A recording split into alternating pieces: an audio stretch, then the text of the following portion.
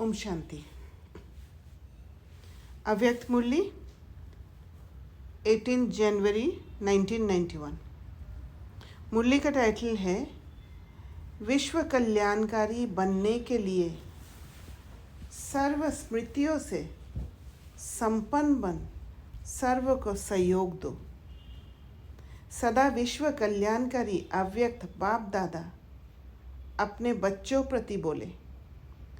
आज समर्थ बाप अपने स्मृति स्वरूप बच्चों को देख हर्षित हो रहे हैं। विश्व के देश एवं विदेश के सर्व बच्चे स्मृति दिवस मना रहे हैं।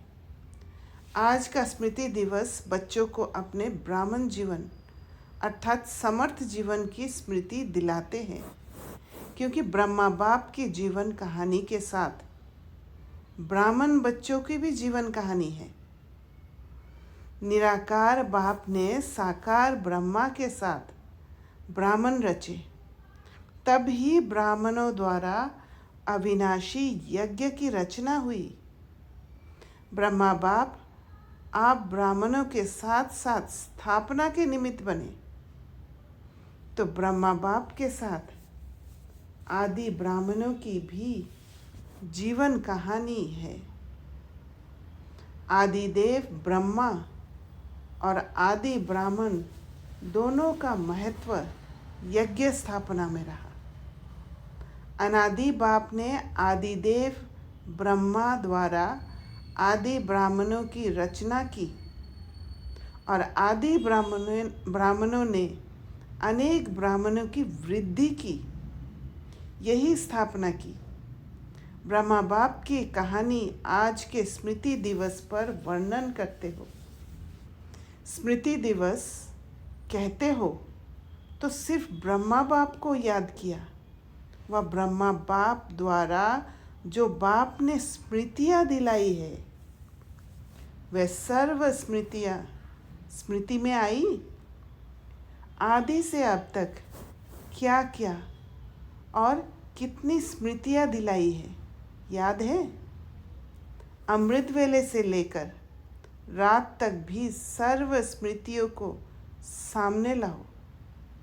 एक दिन में पूरी हो जाएगी? लंबी लिस्ट है ना। स्मृति सप्ताह भी मनाओ तो भी विस्तार ज़्यादा है, क्योंकि सिर्फ रिवाइज नहीं करना है, लेकिन रियलाइज करते हो। इसलिए कहते ही हो स्मृति स्वरूप। रियलाइज करना माना वो थर्ड आई खुल जाना, वो विजडम मिल जाना, तब जाके स्मृति स्वरूप बनेंगे। स्वरूप अर्थात हर स्मृति की अनुभूति। आप स्मृति स्वरूप बनते हो और भक्त सिर्फ सिमरन करते हैं, तो क्या क्या स्मृतियाँ अनुभव की है, इसका विस्तार तो बहुत बड़ा है। जैसे बाप का परिचय कितना बड़ा है, लेकिन आप लोग सार रूप में 5 बातों में परिचय देते हो। ऐसे स्मृतियों के विस्तार को भी 5 बातों में भी सार रूप में लाओ कि आदि से अब तक बाप दादा ने कितने नाम स्मृति में दिलाए, कितने नाम होंगे, विस्तार है ना। एक एक नाम को स्मृति में लाओ और स्वरूप बन अनुभव करो, सिर्फ रिपीट नहीं करना।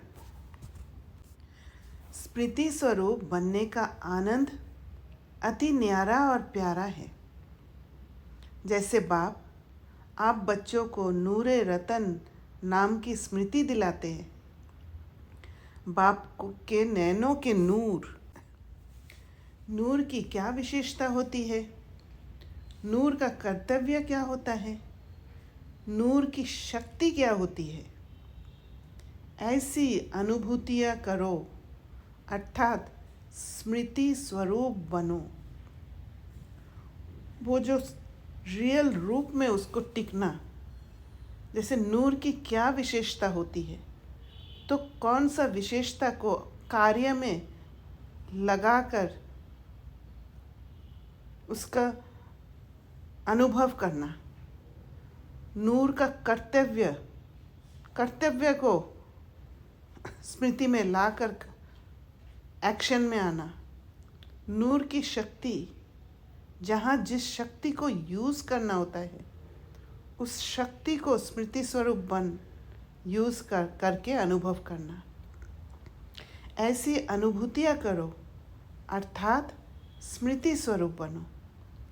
इसी प्रकार हर एक नाम की स्मृति अनुभव करते रहो। ये एक दृष्टांत रूप सुनाया। ऐसे ही श्रेष्ठ स्वरूप की स्मृतियाँ कितनी हैं? आप ब्राह्मणों के कितने रूप है? जो बाप के रूप व ब्राह्मणों के रूप है, उन सभी रूपों के स्मृति की अनुभूति करो। नाम, रूप, गुण, अनादि, आदि और अब ब्राह्मण जीवन के सर्वगुण स्मृति स्वरूप बनो। ऐसे ही कर्तव्य, कितने श्रेष्ठ कर्तव्य के निमित्त बने हो, उन कर्तव्यों की स्मृति इमर्ज करो। पांचवी बात, बाप दादा ने अनादि आदि देश की स्मृति दिलाई। देश की स्मृति से वापस घर जाने की समर्थी आ गई। स्मृति कहाँ? देश की स्मृति। आप अपने राज्य में राज्य अधिकारी बनने की हिम्मत आ गई और वर्तमान संगम युगी ब्राह्मण संसार में खुशियों के जीवन जीने की कला स्मृति में आ गई। तो जब मैं ये पढ़ रही थी तब मुझे ये बात समझ में आया कि बाबा एक एक कर्तव्य की स्मृति, शक्तियों की स्मृति, गुणों की स्मृति उसमें लाकर छप जाने के, जैसे आज भी साकार मूल्य में बाबा ने कहा कि छप जाना चाहिए। तो जब ये इमर्ज कर देते हैं ये सारे बातें, तो एक पैटर्न छप जाता है। पुराना वाला जो छपा हुआ है उसको धीरे धीरे फेड करते हुए गायब कर देना और इसको छपा देना।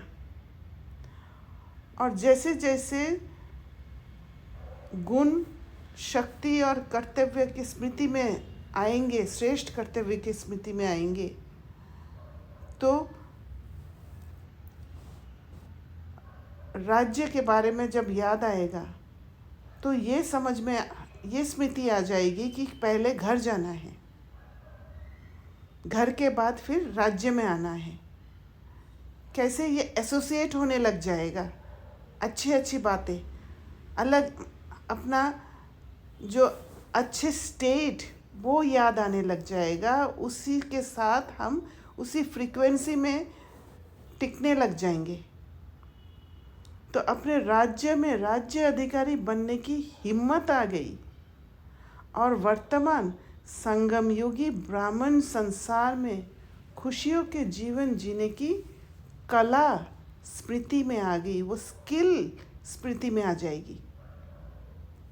जीने की कला अच्छी रीति आ गई है ना। दुनिया मरने की कला में तेज जा रही है और आप ब्राह्मण सुखमय खुशियों के जीवन की कला में उड़ रहे हो। कितना अंतर है। तो स्मृति दिवस अर्थात सर्व स्मृतियों के रूहानी नशे का अनुभव करना। इस स्मृति दिवस पर दुनिया के समान आप सभी ये शब्द नहीं कहते कि ऐसे हमारा ब्रह्मा बाप था। हम था नहीं कहेंगे। उन्होंने ये कहा था, ये किया था, दुनिया वाले था करते हैं और दुख की लहर फैलाते हैं। जब था कहते हैं उस कॉन्शियसनेस में होते हैं कि वो है नहीं, अभी था। लेकिन आप ब्राह्मणों की ये विशेषता है। आप कहेंगे अब भी साथ है, साथ का अनुभव करते हैं। तो आप लोगों में ये विशेषता है। आप ऐसे नहीं कहेंगे कि ब्रह्मा बाप चले गए। जो वायदा किया है, साथ रहेंगे, साथ चलेंगे। अगर आदि आत्मा भी वायदा नहीं निभाए तो कौन वायदा निभाएगा? ये बात समझना है कि अगर आदि आत्मा भी वायदा नहीं निभाए तो कौन वायदा निभाएगा? सिर्फ रूप और सेवा की विधि परिवर्तन हुई है, हमारे साथ ही है, तभी हम कर पा रहे हैं।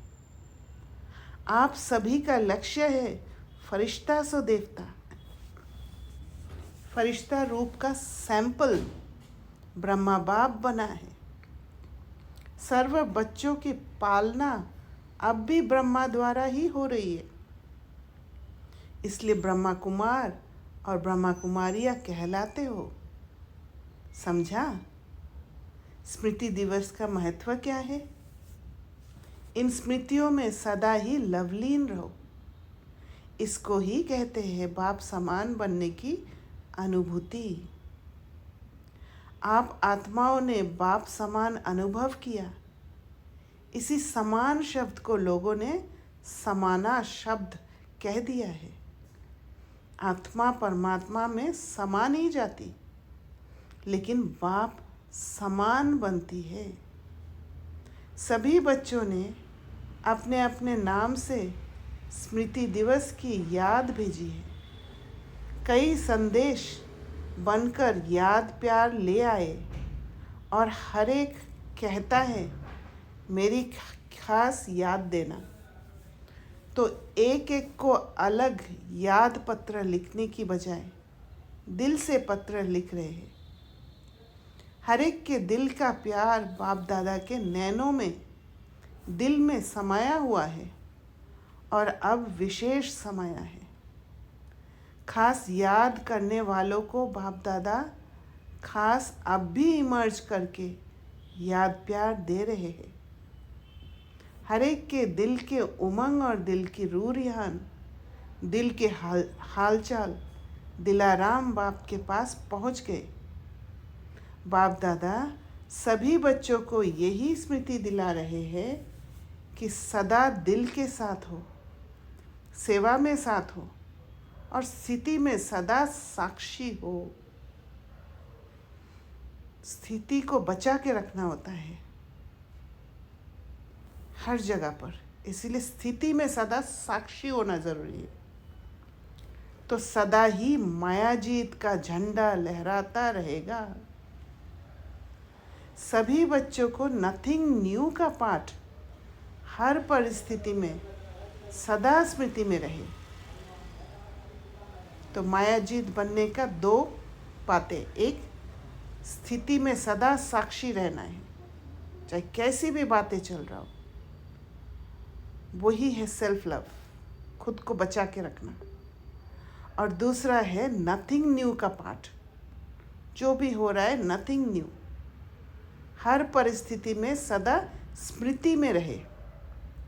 ब्राह्मण जीवन अर्थात क्वेश्चन मार्क और आश्चर्य की रेखा हो नहीं सकती। कितनी बार यह समाचार भी सुना होगा। नया समाचार है क्या? नहीं। ब्राह्मण जीवन अर्थात हर समाचार सुनते कल पहले की स्मृति में समर्थ रहे। जो होना है वह हो रहा है, इसलिए क्या होगा ये क्वेश्चन उठ नहीं सकता।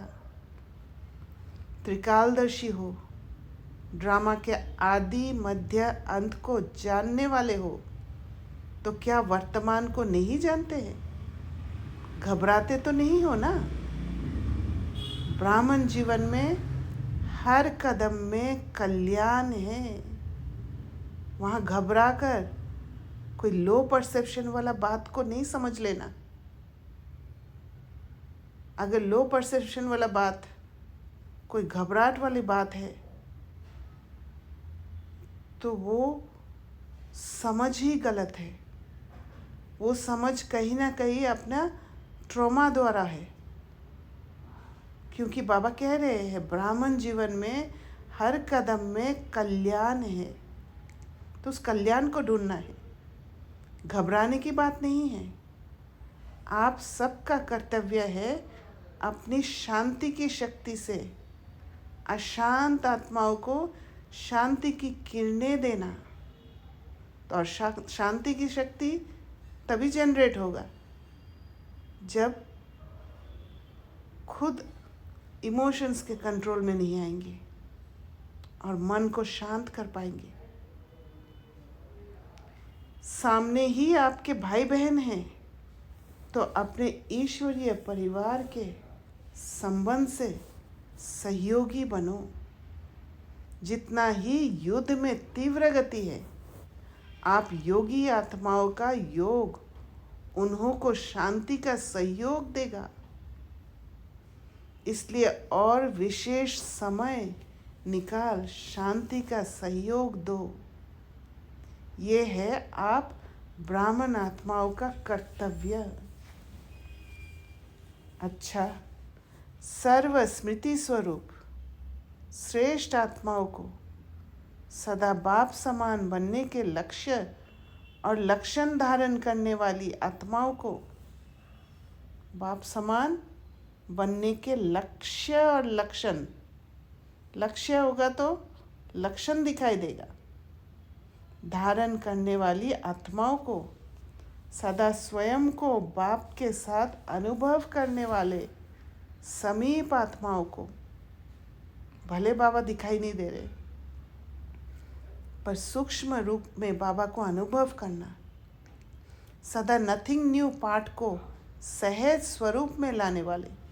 जब नथिंग न्यू समझते हैं तो फिर वो डिटैच स्टेट में, न्यारा और प्यारा स्टेट में टिकना मुश्किल नहीं होता है। सदा विश्व कल्याणकारी बन विश्व की आत्माओं को सहयोग देने वाले ऐसे सदा विजयी रत्नों को बाप दादा का याद प्यार और नमस्ते। ऐसे मीठे प्यारे बाप दादा को हम बच्चों का याद प्यार और नमस्ते। पार्टियों से अव्यक्त बाप दादा का मुलाकात, दादियों से आदि ब्राह्मणों की माला ब्रह्मा बाप के साथ आदि ब्राह्मण निमित्त बने ना। आदि ब्राह्मणों का बहुत बड़ा महत्व है, स्थापना, पालना और परिवर्तन। विनाश शब्द थोड़ा आर्टिफिशियल लगता है, तो स्थापना, पालना और विश्व परिवर्तन करने में आदि ब्राह्मणों का विशेष पार्ट है। शक्तियों की पूजा बहुत धूमधाम से होती है। निराकार बाप व ब्रह्मा बाप की पूजा इतनी धूमधाम से नहीं होती। ब्रह्मा के मंदिर भी बहुत गुप्ती है, लेकिन शक्ति सेना भक्ति में भी नामी ग्रामी है, क्योंकि प्रत्यक्ष है। इसलिए अंत तक स्टेज पर विशेष बच्चों का पार्ट है, स्टेज पे है हर पल, चाहे सूक्ष्म रूप में चाहे बाहर चलन द्वारा, हर पल प्रदर्शनी बनकर घूमते हैं। ब्रह्मा का भी गुप्त पार्ट है, अव्यक्त रूप अर्थात गुप्त। ब्राह्मणों को तैयार किया और ब्रह्मा का पार्ट गुप्त हो गया। सरस्वती को भी गुप्त दिखाते हैं, क्योंकि उनका भी ड्रामा में गुप्त पार्ट चल रहा है। आदि ब्राह्मण आत्माएं सभी एक दो के समीप और शक्तिशाली है। शरीर भी कमज़ोर नहीं है, शक्तिशाली है। दादी जानकी से ये तो थोड़ा सा बीच में रेस्ट दिलाने का साधन बन गया, बाकी कुछ भी नहीं है। वैसे तो रेस्ट करती नहीं हो, कोई कारण बनता है रेस्ट करने का। सभी दादियों में बहुत प्यार है ना, तो बाबा वो सटल बात को समझा रहे हैं। बाबा ने कहा वैसे तो रेस्ट करती नहीं हो, कोई कारण बनता है रेस्ट करने का। तो बाबा वो ऊपर का वो बीमारी को नहीं देख रहे हैं कि बीमार है।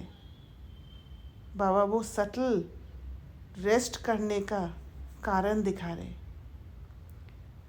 बाप के साथ साथ निमित्त आदि ब्राह्मणों से भी प्यार है। तो आप सबके प्यार की दुआएं, शुभ भावनाएं आदि ब्राह्मण आत्माओं को तंदुरुस्त रखती है। अच्छा है, साइलेंस की सेवा का पाठ अच्छा मिला है। कितनी आत्माएं अशांत है, कितनी प्रेयर कर रही है। उन्हों को कुछ ना कुछ अंजलि तो देंगे ना। देवियों से जाकर शक्ति मांगते हैं ना, तो शक्ति देना आप विशेष आत्माओं का कर्तव्य है ना। दिन प्रतिदिन ये अनुभव करेंगे कि कहाँ से शांति की किरणें आ रही है।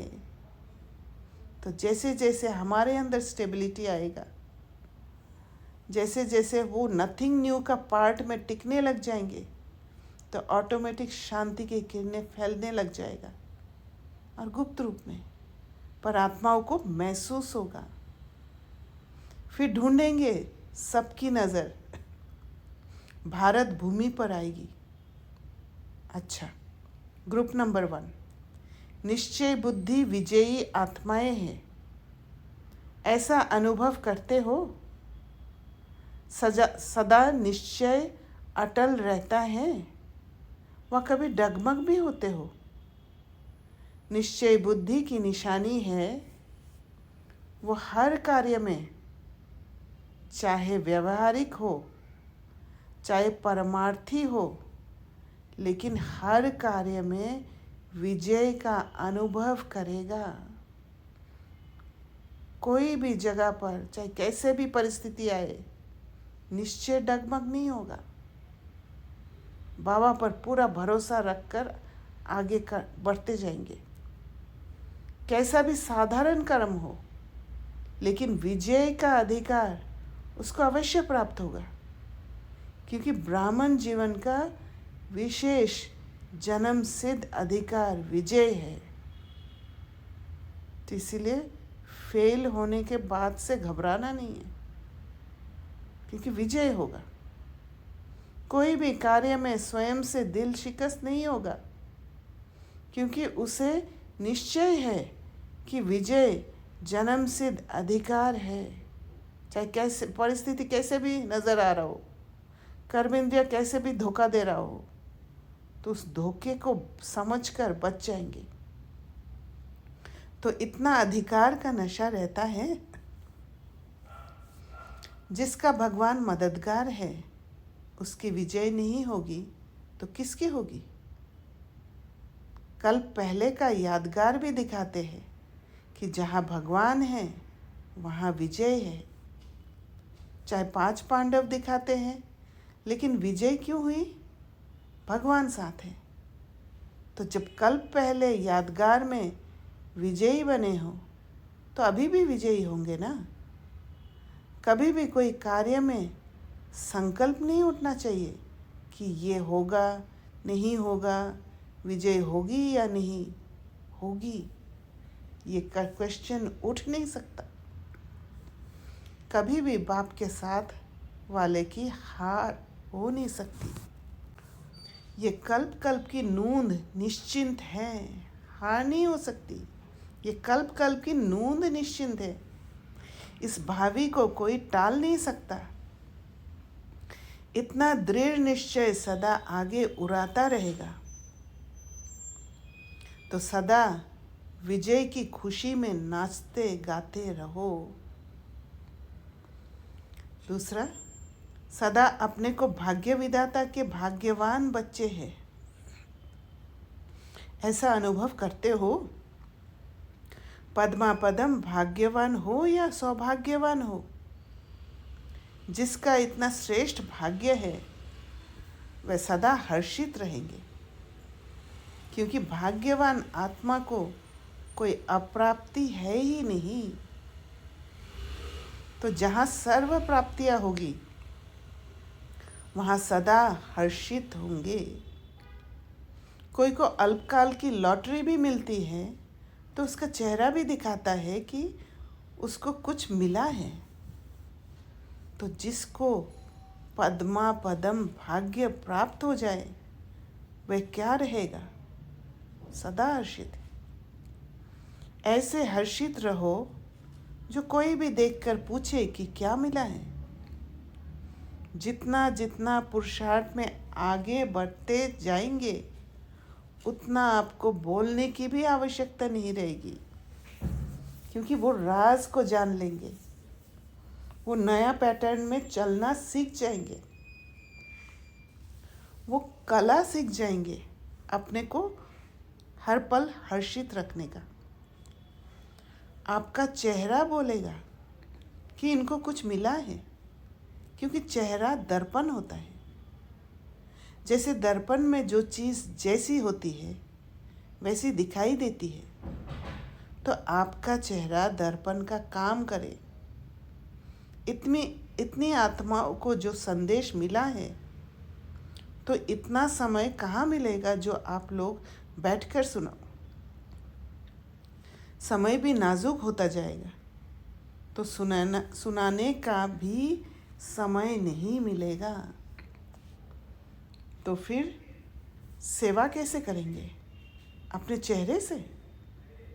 जैसे म्यूज़ियम के चित्रों से सेवा करते हो, चित्र देखकर प्रभावित होते हैं ना, तो आपका चैतन्य चित्र सेवा के निमित्त बन जाए, ऐसे तैयार चित्र हो। इतने चैतन्य चित्र तैयार हो जाए तो आवाज़ बुलंद कर देंगे। सदैव चलते फिरते, उठते बैठते ये स्मृति रखो कि हम चैतन्य चित्र है। स्मृति रखना है कि चित्र में थोड़ा सा भी दिल शिकस्त आ जाए तो चित्र ही बिगड़ जाएगा। लोग प्रश्न करने लग जाएंगे। सारे विश्व की आत्माओं की हमारे तरफ नज़र है। चैतन्य चित्र में सबके आकर्षण की बात कौन सी होती है? सदा खुशी होगी, सदा। तो सदा खुश रहते हो या कभी उलझन आती है? जो सदा खुश रहना सीख जाते हैं, थोड़ा से भी उलझन का साइन दिखते ही समझ जाएंगे, और जो इम्बैलेंस स्टेट उसको बैलेंस कर लेंगे। अगर कोई लो परसेप्शन में फंसे हुए हैं, वो तुरंत उस बात को ढूंढकर अपने को ऊंचा कर देंगे, या वहाँ जाकर कहेंगे ये हो गया इसलिए खुशी कम हो गई। क्या भी हो जाए, खुशी नहीं जानी चाहिए। ऐसे पक्के हो, अगर बड़ा पेपर आए तो भी पास हो जाएंगे। बाप दादा सबका फोटो निकाल रहे हैं कि कौन कौन हाँ कह रहा है। ऐसे नहीं कहना कि उस समय कह दिया। मास्टर सर्वशक्तिमान के आगे वैसे कोई भी बड़ी बात नहीं है। अगर शक्तियाँ सारे तैयार हैं, अस्त्र सारे तैयार होके खड़े हैं, हाथ में हैं, बुद्धि रूपी हाथ में तैयार है, तो फिर हार नहीं हो सकती। कोई बड़ी बात भी छोटी हो जाएगी। दूसरी बात, आपको निश्चय है कि हमारी विजय हुई ही पड़ी है, इसलिए कोई बड़ी बात नहीं है। जिसके पास सर्व शक्तियों का खजाना है, तो जिस भी शक्ति को ऑर्डर करेंगे वह शक्ति मददगार बनेगी। तो बाबा क्या कह रहे हैं? सिर्फ ऑर्डर करने वाला हिम्मत वाला चाहिए। इसीलिए बाबा कहते हैं एक कदम हिम्मत का बढ़ाओ और शक्ति को ऑर्डर करो, पावर टू फेस को ऑर्डर करो, सामना करने की शक्ति। तो ऑर्डर करना आता है या ऑर्डर पर चलना आता है? अगर ऑर्डर पर चला मानना, इमोशंस के कंट्रोल में आ गए। ऑर्डर करना माना, इमोशंस को कंट्रोल कर लेना। कभी माया के ऑर्डर पर तो नहीं चलते हो। ऐसे तो नहीं कि कोई बात आती है और समाप्त हो जाती है। पीछे सोचते हो, ऐसे करते थे तो बहुत अच्छा था होता। ऐसे तो नहीं। समय पर सर्व शक्तियाँ काम में आती है या थोड़ा पीछे से आती है। अगर मास्टर सर्वशक्तिवान की सीट पर सेट हो तो कोई भी शक्ति ऑर्डर नहीं माने, ये हो नहीं सकता। क्योंकि जब सीट पर मास्टर सर्वशक्तिवान, सारे शक्ति मेरे पास है, उस सीट पर अगर सेट है, उस सीट में बैठे हुए हैं, तो शक्तियों को पता है कि ऑर्डर करने वाला राजा है, इसलिए वो ऑर्डर मानेंगे ही। अगर सीट से नीचे आते हो और फिर ऑर्डर करते हो तो वो नहीं मानेंगे। माना हर एक शक्तियाँ मेरे कंट्रोल में है। जब राजा बनकर बैठते हैं तो शक्तियाँ मेरे कंट्रोल में हैं। वो ऑटोमेटिक शक्तियाँ परसीव करेंगे कि वो मेरा राजा है और मैं उनके कंट्रोल में हूँ। लौकिक रीति से भी कोई कुर्सी से उतरता है तो उसका ऑर्डर कोई नहीं मानता। अगर कोई शक्ति ऑर्डर नहीं मानती है तो अवश्य पोजीशन की सीट से नीचे आते हो। कहीं ना कहीं माया से घबरा गए हैं। तो सदा मास्टर सर्वशक्तिवान की सीट पर सेट रहो। सदा अचल अडल रहो। हलचल में आने वाले नहीं। सीन को दोबारा, जहाँ पर एजम्पशन में फंस गए, अनुमान लगा लिया, वहाँ से हटाकर हर एक पॉसिबिलिटी को देखने की कोशिश करो ताकि सीट पर सेट रहे। तब शक्तियाँ काम करेगी। बाप दादा कहते हैं शरीर भी चला जाए लेकिन खुशी नहीं जाए। पैसा तो उसके आगे कुछ भी नहीं है। जिसके पास खुशी का खजाना है उसके आगे कोई बड़ी बात नहीं।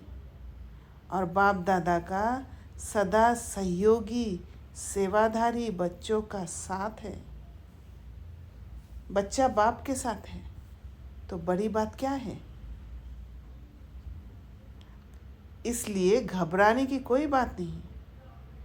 बाप बैठा है, बच्चों को क्या फिक्र है। बाप तो है ही माला माल। तो यही बात को समझना है। वो फेक नहीं है क्योंकि वो दिख नहीं रहा है। और फेक तब तक लगेगा, वो थियोरिटिकल तब तक लगेगा जब तक वो एक्सपेरिमेंट करके अनुभव नहीं करेंगे। किसी भी युक्ति से बच्चों की पालना करनी ही है, इसलिए बेफिक्र। दुखधाम में सुखधाम स्थापन कर रहे हो तो दुखधाम में हलचल तो होगी ही। गर्मी की सीजन में गर्मी होगी ना, लेकिन बाप के बच्चे सदा ही सेफ है क्योंकि बाप का साथ है। सर्व बच्चों प्रति बाप दादा का संदेश। सर्व तपस्वी बच्चों प्रति याद प्यार। देखो बच्चे, समय के समाचार सुनते ऊंचे ते ऊंचे साक्षीपन के आसन और बेफिक्र बादशाह के सिंहासन पर बैठ सब खेल देख रहे हो ना। तो इसलिए महारथी बनना है। हाथी के ऊपर बैठ के परिस्थिति को देखना है ताकि ऊपर से पूरा सीन कवर हो, चारों तरफ के पॉसिबिलिटीज को देख पाए। इस ब्राह्मण जीवन में घबराने का तो स्वप्न में भी संकल्प उठ नहीं सकता। ये तो तपस्या वर्ष के निरंतर लगन की अग्नि में बेहद की वैराग्य वृत्ति प्रज्वलित करने का पंखा लग रहा है। आपने बाप समान संपन्न बनने का संकल्प किया, अर्थात विजय का झंडा लहराने का प्लान बनाया, तो दूसरे तरफ समाप्ति की हलचल भी तो साथ साथ नूंदी है ना। रिहर्सल ही ड्रामा के रील को समाप्त करने का साधन है। इसलिए नथिंग न्यू। ड्रामा शुरू हुआ तो ड्रामा ख़त्म भी होगा, उसमें नई क्या बात है। समय के सकमस्टेंस प्रमाण आने जाने में व किसी वस्तु के मिलने में कुछ खींचतान हो, मन के संकल्प की खींचतान में नहीं आना, क्योंकि वो जो खींचतान है वो पुराना अनुभव के हिसाब से। जहाँ जिस परिस्थिति में रहो, दिल खुश मिठाई खाते रहो, खुशहाल रहो, फरिश्तों की चाल में उड़ो। बाबा बैठे हैं मेरे लिए, बाबा मेरा ध्यान रखेगा, और निश्चिंत हो जाओ। साथ साथ इस समय हर एक सेंटर पर विशेष तपस्या का प्रोग्राम चलता रहे। जो जितना ज़्यादा समय निकाल सकते हैं उतना साइलेंस का सहयोग दो। साइलेंस का सहयोग माना मुख बंद करके नहीं बैठना है। टॉकी वर्ल्ड में टॉक तो करना पड़ेगा, पर अंदर वो स्टेबिलिटी, अंदर हलचल नहीं हो, वो है साइलेंस का सहयोग। अच्छा, ओम शांति। अभी आप लोगों का कोई कुछ शेयर करना है तो कर सकते हैं।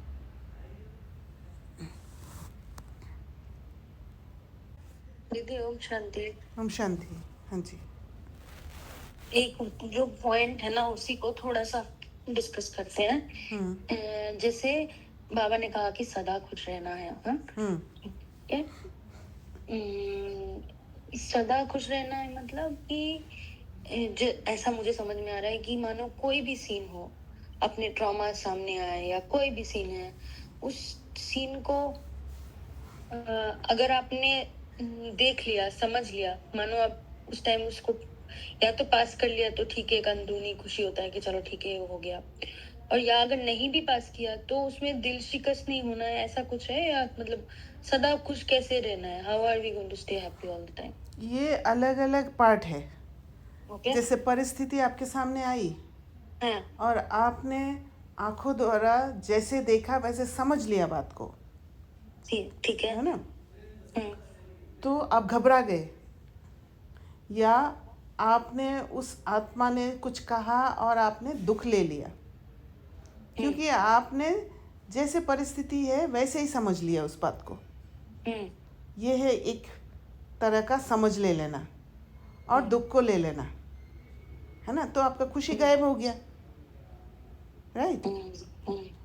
तो अगर आप अवेयर रहते हो कि मुझे जो आँख से दिखाई दे रही है या कान से सुनाई दे रही है, वो कर्मेंद्रिय मुझे धोखा दे रहे हैं, जैसे आप ये समझते हो, या वो आत्मा मुझे ब्लेम कर रही है। सपोज वो आत्मा आपको ब्लेम कर रही है, आत्मा ब्लेम कर रही है, तो वो ब्लेम को, अगर आप ब्लेम को देख लिया, उस सीन में फंस गया, तो आप दुख ले लोगे, राइट। अगर आप अपने आप को डिटैच्ड रह के उस आत्मा के जर्नी को समझ पाते हो कि उसका कहीं ना कहीं कुछ ट्रॉमा है जिस कारण से वो मुझे ब्लेम कर रही है, वो समझ नहीं पा रही है, उस ट्रॉमा के लेंस द्वारा मुझे देख रही है, इसलिए समझ नहीं पा रही है। जब ऐसे सोचते हो तो फिर आप अपना खुशी को गायब होने नहीं देते हो, दुख नहीं लेते हो, क्योंकि उस आत्मा को समझा आपने, और आपने अपने शक्तियों को यूज़ किया है उस समय। आपने अपने अंदर कोई इमोशंस को आने नहीं दिया। अगर थोड़ा बहुत आया भी होगा, उसको बैलेंस कर लिया, तुरंत अपने को बचा लिया, या भिन्न भिन्न पॉसिबिलिटीज़ में चले गए, एज्यूम नहीं करके, अनुमान नहीं लगा के।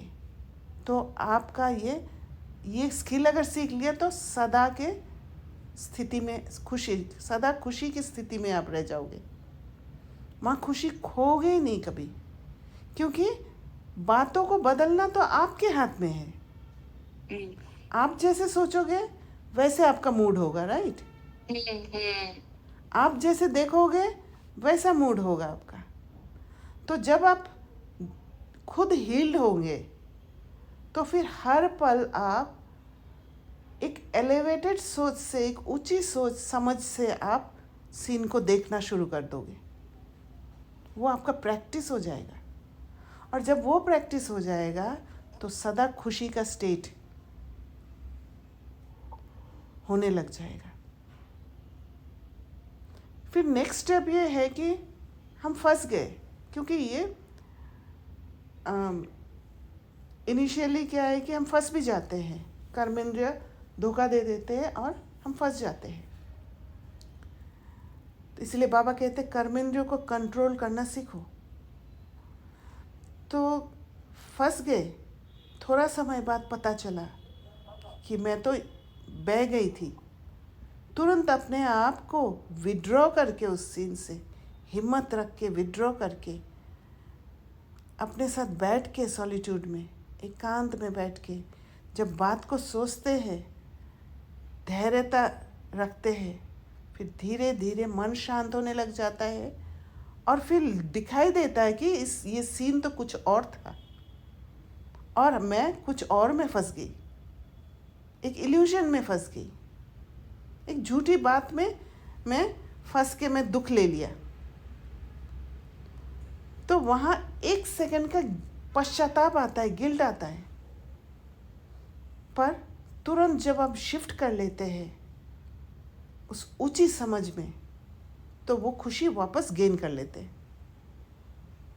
तो ये भी एक तरीका है सदा खुशी का स्टेट में जाने का।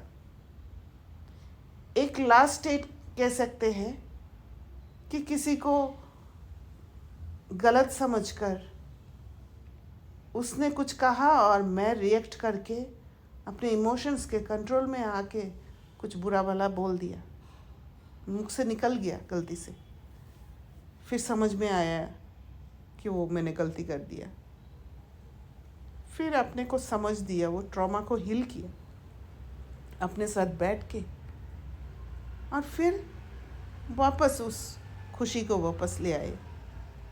तो ये भी एक तरीका सदा खुश रहने का। तो धीरे धीरे वो फर्स्ट वाला स्टेट में चला जाएगा। समझ में आया? दीदी समझ में आया। थैंक यू दीदी। एक चीज इसमें पुरुषार्थ से समझ में आ रहा था, यू कैन हेल्प क्लैरिफाई। मैंने हल्के से आपसे डिस्कस किया था कि जब भी मानो ये सीन चलता है ना, अभी आपने पॉसिबिलिटीज 2-3 सीन बताया कि ऐसे भी डील कर सकते हैं, ऐसे भी डील कर सकते हैं सदा खुश रहने के लिए। ऐसे जब भी हम थोड़ा सा पावर कम होता है या लो होते हैं ना, कोई सीन आता है तो जो वॉइस अंदर का सुनाई देता है तब माया टेक ओवर कर लेती है। और ऐसा मेरे को लगा, करेक्ट करना अगर से दूसरा। और अगर मेरे में थोड़ी सी पावर हमने जमा कर रखी है थोड़ा योग बल से, या हमने थोड़ा सा उसको होमवर्क कर रखा है, तो जो वॉइस आता है तो वो इनर वॉइस आता है, करेक्ट, जो पॉजिटिव होता है। और माया होता है जो इल्यूजनरी दिखाता है, वो अगर मैं पहले से ही वीक हूँ तो वो माया वाला तभी उस टाइम पे माया आ जाती है। हाँ, वो माया को परसीव कर पाते हो आप, इनर वॉइस को परसीव नहीं कर पाते हो। हाँ, क्योंकि इनर वॉइस को परसीव करने के लिए ताकत चाहिए होता है ना। माया क्या करती है, वो ढक देती है। तो एक ही सीन अगर कभी एक बार आया, मानो किसी आत्मा से जब भी होता है कॉन्वर्सेशन तो तभी कुछ मतलब ये एक सीन ही है, समझ के रखना, ये एक पेपर ही है जब भी बात करें। तो अगर कभी पावर लेके गए तो उसी सीन में, और कुछ आया तो उसी सीन में इनर वॉइस साउंड करता है, और कभी बिल्कुल पावर लेके नहीं गए और वहां चले गए, बैटलफील्ड में उतर गए, तो हम माया को परसीव कर लेते हैं। राइट। ये मैंने अभी किसी एक रिसेंटली आज किसी पुरुषार्थ से मैंने समझा था ये। नाइस। तो इसीलिए अगर माया की बातों में अगर बह भी गए हैं, अगर थोड़ा सा लगा कि मैं निकल नहीं पा रही हूँ, तो किसी निमित्त का सहारा लेने में बुरा नहीं है। अपना स्थिति को कैसे भी वापस ले आना है। दीदी निमित्त का सहारा लेने से तभी बहुत हेल्प होता है, क्योंकि उस टाइम पे ब्रेन खुद समझ में नहीं आता है ना। हाँ, शट डाउन हो जाता है। शट डाउन हो जाता है। और अगर आपने किसी निमित्त का सहारा लिया, तो जो टाइम आप उसको सोचने में आपने नहीं लगाया या समझने में आपने नहीं लगाया, वो कोई आपको मतलब वो बता देता है ना, तो थोड़ा सा वो डायरेक्शन, आपकी अवेयरनेस बढ़ जाती है दीदी। करेक्ट।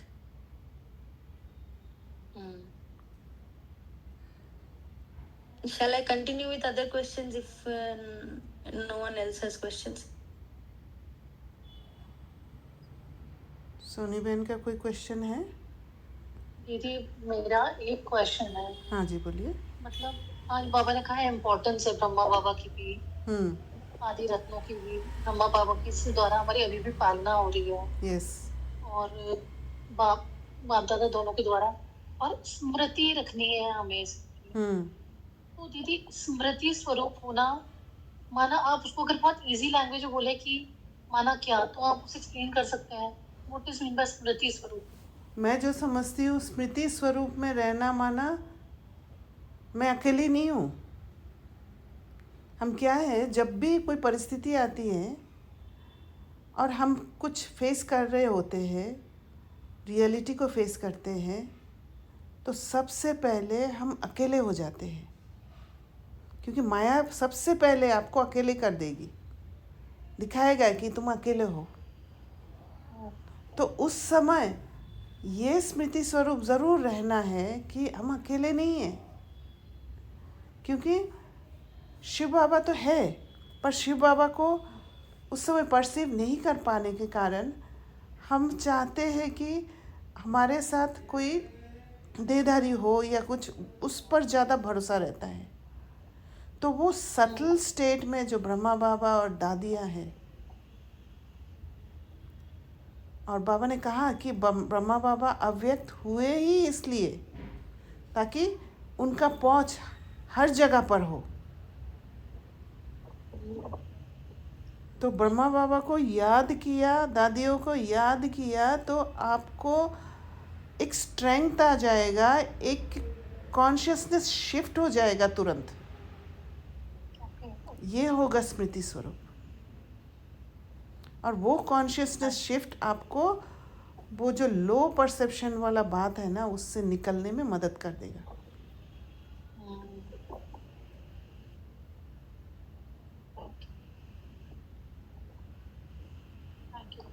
Okay, thank you. देवो बहन कुछ और पूछ रहे थे? दीदी एक ही यहाँ पे ऐसा आया था अभी, राजा बनकर बैठना, ठीक है? तो ये राजा बनकर मतलब you call for your powers, मतलब उसमें क्या है, that is equal to stability. राजा बनकर Yes. कोई भी सीन आया, जब वो राजा वाला कुर्सी में ये ध्यान, ये कॉन्शियसनेस रहेगा, अवेयरनेस रहेगा। राजा बनकर बैठना माना क्या है? You know that you are the king, aware हो आप। अगर भूल जाते हो कि मैं राजा हूँ, घबरा जाते हो, शक्तियाँ मेरे साथ है, मेरे पास वो शक्तियाँ हैं, वो ही भूल जाते हो, तो इसका मतलब क्या है? राजा का सीट से उतर गए, राइट?